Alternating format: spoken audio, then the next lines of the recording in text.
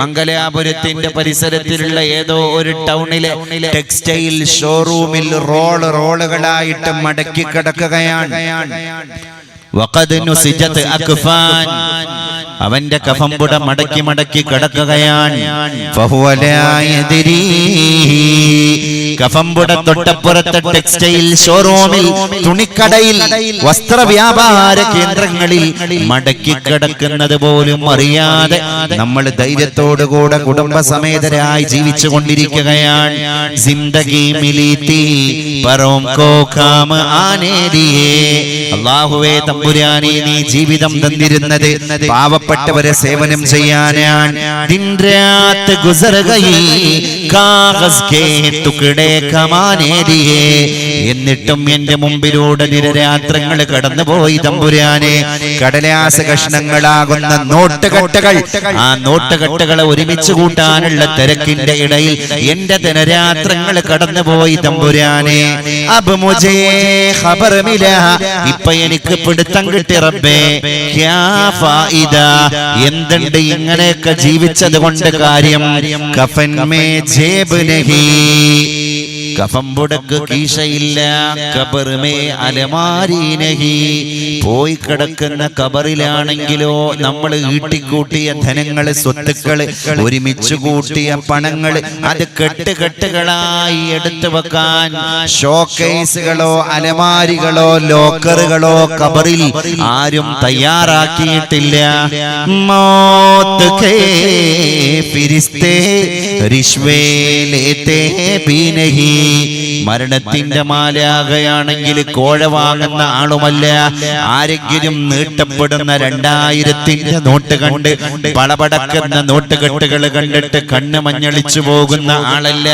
അത് മരണത്തിന്റെ മാലാഖയാണ്, അത് മലക്കുൽ മൗത്താൻ. ഈ കടന്നു വരുന്ന മരണം ആദിമുൽ ലദ്ദാത്ത്, അത് രസങ്ങളെ പൊട്ടിച്ചു കളയുന്ന ഒരു പ്രതിഭാസമാണ്. ആ മരണത്തെ രുചിക്കാത്ത ശരീരങ്ങളില്ല. കുല്ലു നഫ്സിൻ ദാഇഖത്തുൽ മൗത്ത്. അതുകൊണ്ട് നമ്മൾ ഒരുപാട് കാര്യങ്ങൾ ചിന്തിക്കണം, ഒരുപാട് കാര്യങ്ങളെ പറ്റി അന്വേഷണം നടത്തണം. കാരണം എന്താ? നമ്മുടെയൊക്കെ മുൻപിലൂടെ ഓരോ ദിവസങ്ങൾ കഴിഞ്ഞു പോവുകയാണ്. നമ്മുടെ ഉമ്മയെ കണ്ടതും കാലമാണ്, നമ്മുടെ ഉപ്പയെ കണ്ടതും കാലമാണ്, ആ മാതാപിതാക്കളുടെ മാതാപിതാക്കളെ കണ്ടതും കാലമാണ്, അവരുടെ വല്യപ്പമാരെയും വല്യമ്മമാരെയും കണ്ടത് കാലമാണ്. എത്രയെത്ര യുഗങ്ങളെയാണ് കാലം ഇവിടെ കണ്ടുകൊണ്ടിരിക്കുന്നത്. അതുകൊണ്ട് കാലത്തിന്റെ മുമ്പിലൂടെ എത്രയെത്ര ആളുകളാണ് കടന്നുപോയത്. മരിച്ചിടും ജനിച്ച മർത്യരൊക്കെയും വിതർക്കമിന്നൊരുത്തരും പറഞ്ഞിടാത്ത സത്യമാണതെങ്കിലും, മരിച്ചതിന്റെ ബിംബമറ്റൊരന്തമറ്റ ജീവിതം വരിച്ചിടുന്നതാണു മർത്യനുള്ള മേന്മയോർക്ക നീ. സമർത്ഥനായ സീസറും പ്രസിദ്ധനായ ഹോമറും സമത്വമറ്റ സോളമൻ തുടങ്ങിയുള്ള വിജ്ഞരും അമർന്നുപോയി കാലചക്ര വിഭ്രമത്തിലെങ്കിലേ നമുക്ക് പിന്നെ എന്തു ശങ്ക മാറ്റമൊന്നുമില്ലതിൽ. മലയാളത്തിന്റെ കവി പാട്ട് പാടിപ്പോയി. ലോകത്ത് ബെനിറ്റോ മുസോളിനി വന്നു, അഡോൾഫ് ഹിറ്റ്ലർ വന്നു. എത്രയെത്ര ആളുകളാണ് ലോക ചരിത്രത്തിന്റെ മുമ്പിലേക്ക് കടന്നു വന്നത്. ഗുജറാത്തിന്റെ കത്തിയാവാറിൽ ജനിച്ചുപോയ മോഹൻദാസ് കരംചന്ദ് ഗാന്ധി ലോകത്തോട് വിട പറഞ്ഞു പോയി. ഇറാഖ് എന്ന് പറയുന്ന ഭരണസിരാമണ്ഡലത്തിന്റെ സാമ്രാജ്യത്തെ തന്റെ കാൽ കീഴിൽ അടക്കി ഭരിച്ചിരുന്ന സദ്ദാം ഹുസൈൻ ആറടി മണ്ണിലേക്ക് വിട പറഞ്ഞു പറന്നു പോയിരിക്കുകയാണ്. ലിബിയ എന്ന് പറയുന്ന രാജ്യത്തിന്റെ സ്വേച്ഛാധിപതിയെ പോലെ ജീവിച്ച കേണൽ മുഅമ്മർ ഗദ്ദാഫി ലോകത്തോട് വിട പറഞ്ഞു പോയിരിക്കുകയാണ്. ലക്ഷക്കണക്കിന് മനുഷ്യന്മാരെ കൂട്ടക്കുരുതി നടത്തിയ ലോകത്തിന്റെ കിങ്കരൻ അഡോൾഫ് ഹിറ്റ്ലറും വിട പറഞ്ഞു പോയി. ബെനിറ്റോ മുസോളിനിക്കും മരണത്തിന്റെ മാലാഖയുടെ മുമ്പിൽ ആയുധം വെച്ചിട്ട് കീഴടങ്ങേണ്ടി വന്നിരിക്കുകയാണ്. അതുകൊണ്ട് മരിച്ചിടും ജനിച്ച മർത്യരൊക്കെയും വിതർക്കമിന്നൊരുത്തരും പറഞ്ഞിടാത്ത സത്യമാണതെങ്കിലും. ഓരോ ദിവസവും നമ്മുടെ ജീവിതത്തിന്റെ പ്രായങ്ങൾ ഇങ്ങനെ കൂടിക്കൊണ്ടിരിക്കുകയാണ്. 2018-ന്റെ കലണ്ടർ നമ്മുടെ വീട്ടിൽ നിന്ന് അസ്തമിച്ചു പോയി. അതിന്റെ മുകളിലേക്ക് ഒരു കലണ്ടർ നമ്മൾ തൂക്കിയിരിക്കുകയാണ്. അത് 2019 ആണ്ടിന്റെ കലണ്ടറാണ്. ഓരോ വർഷം വരുമ്പോഴും സൂഫികൾ പറയുമായിരുന്നുവത്രേ, എന്റെ ഖബറിലേക്കുള്ള നടത്തത്തിന്റെ ഇടയിൽ, സഞ്ചാരത്തിന്റെ ഇടയിൽ ഒരു വർഷം കൂടി കൊടിഞ്ഞുപോയി, ഇനി ഒരു വർഷം കഴിച്ചിട്ട് ബാക്കിയുള്ളത് കൂട്ടിയാൽ മതി. അല്ലാഹു ഖബറിലേക്ക് ഞാൻ നടന്നു പോകാൻ എത്ര കാലമാണോ കണക്കാക്കിയിരിക്കുന്നത്, ആ കാലഘട്ടത്തിൽ നിന്ന് വളരെ സുവർണ ശോഭനകരമായ ഒരു വർഷം കടന്നു പോയിരിക്കുകയാണ്. നമ്മളൊക്കെ ഗതകാലങ്ങളിലേക്ക് ചിന്തിച്ചു നോക്കണം. നമ്മുടെ മനോഹരമായ ബാല്യകാലം, ഈ മക്കള് ബലൂണ് തട്ടിക്കളിക്കുന്ന പോലൊരു ബാല്യകാലം നമ്മുടെ മുമ്പിലൂടെ കടന്നുപോയതാണ്. ആളുകൾ ചീത്ത പറയുന്നോ എന്ന് നോക്കണ്ട, തെറ്റ് ചെയ്തോ എന്നറിയണ്ട, നിസ്കരിച്ചോ എന്ന് ചിന്തിക്കണ്ട, ആരെയും ചോദ്യം ചെയ്യേണ്ട, ആരും ഇങ്ങോട്ട് ചോദ്യം ചെയ്യാൻ വരുന്നതും ഇല്ല. അങ്ങനെയുള്ളൊരു മനോഹരമായ ബാല്യകാലം നമ്മുടെ മുമ്പിലൂടെ കടന്നുപോയതാണ്. എന്നിട്ട് തിരിച്ചു കിട്ടിയോ ആ ബാല്യകാലം? യെ ദൗലത്ത് ബിലേലോ, യെ ശുഹ്റത്ത് ബിലേലോ, യെ ദൗലത്ത് ബിലേലോ, യെ ശുഹ്റത്ത് ബിലേലോ, ഭले छीन लो मुझको मेरी जवानी, मगर छोड़ दो मुझसे बचपन का सावन, वो कागज का कश्ती वो बारिश का पानी, वो कागज का कश्ती वो बारिश का पानी.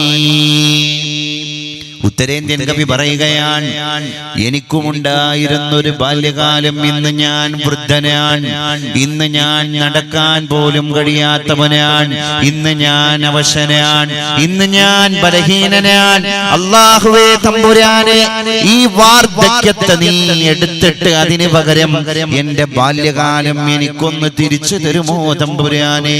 ഏ ദൗലത്ത് ബിലേലോ, എന്റെ സമ്പത്തുകൾ മുഴുവൻ നീ എടുത്തോ തമ്പുരാനെ.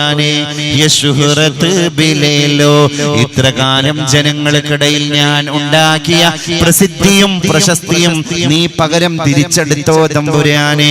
അതിന് പകരം നീ എനിക്ക് തിരിച്ചു തരേണ്ടത് ഒരേ ഒരു കാര്യമാണ്. ഭലേ ഛീൻ ലോ മുജ്കോ മേരി ജവാനി, മഗർ ചോട് ദോ മുജ്കോ ബച്പൻ കാ സാവൻ. ബച്പൻ കാ സാവൻ, സാവൻ അതൊരു സീസണാണ്, അതൊരു കാലഘട്ടമാണ്. ഏതാണ് ആ കാലഘട്ടം? ബച്പൻ കാ സാവൻ. അത് ബച്പൻ കെ സാവൻ ഹേ, ബച്പൻ കെ മൗസം ഹേ. आज हम बूढ़ापन के जरिए जिंदगी गुजारते हैं, लेकिन पुराने के एक जमाने है, उसी जमाने के अंदर हम सब जान फरोश बच्चे थे, जानबाज सिपाही थे, ജാൻ ഫറോഷ് നൗജവാൻ തേ. നമ്മളൊക്കെ ആരോഗ്യ ദൃഢഗാത്രരായ ഒരു യുവാവായ കാലഘട്ടം ഈ മണ്ണിലൂടെ കടന്നുപോയതാണ്. നമ്മളൊക്കെ ആരോഗ്യമുള്ള കിളിക്കൊഞ്ചലിന്റെ യാതൊരു ബുദ്ധിമുട്ടുകളും ഉത്തരവാദിത്തങ്ങളും അറിയാത്ത, ഇന്ന് എന്റെ വീട്ടിൽ ഉച്ചക്ക് ചോറ് വെക്കാനുള്ള അരി എവിടെ നിന്ന് വാങ്ങണം എന്ന് പിതാവ് ദുഃഖത്തോടുകൂടെ ചിന്തിക്കുമ്പോ അതിനെപ്പറ്റി പോലും ആലോചിക്കേണ്ട ഉത്തരവാദിത്തമില്ലാത്ത ഒരു ബാല്യകാലം, ആ ബാല്യകാലം നമ്മുടെ മുമ്പിലൂടെ കടന്നുപോയതാണ്. നമ്മൾ ആര് ചിന്തിച്ചു? യശീബു ഇബ്നു ആദം വയശുബ്ബു ഫീഹി ഖസ്ലതാൻ അൽ ഹിർസ് വതൂലുൽ അമൽ. ഇതാണ് മനുഷ്യന്റെ അവസ്ഥ. തൂലുൽ അമൽ, നമ്മുടെ അമലുകൾ, നമ്മുടെ ആഗ്രഹങ്ങൾ, നമ്മുടെ അത്യാഗ്രഹങ്ങൾ, അത് അനന്തമായി അനന്തമായി അനന്തമായിട്ട് ഇങ്ങനെ കടന്നു പോകുന്നതാണ്. മനുഷ്യന്റെ സ്വപ്നം അങ്ങനെയാണ്. എന്തു വന്നാലും എനിക്ക് ആസ്വദിക്കണം, മുന്തിരിച്ചാറ് പോലുള്ളൊരു ജീവിതം. എന്തു വന്നാലും എനിക്ക് ആസ്വദിക്കണം, മുന്തിരിച്ചാറ് പോലുള്ളൊരു ജീവിതം. എന്നോ മതിന്റെ ലഹരിയിൽ ഇന്നെന്റെ, എന്നോ മതിന്റെ ലഹരിയിൽ ഇന്നെന്റെ തുന്തീലതാ മനം മൂളിപ്പറക്കണം, തുന്തീലതാ മനം മൂളിപ്പറക്കണം. അതാണ് ആധുനിക യുവാവിന്റെ സ്വപ്നം.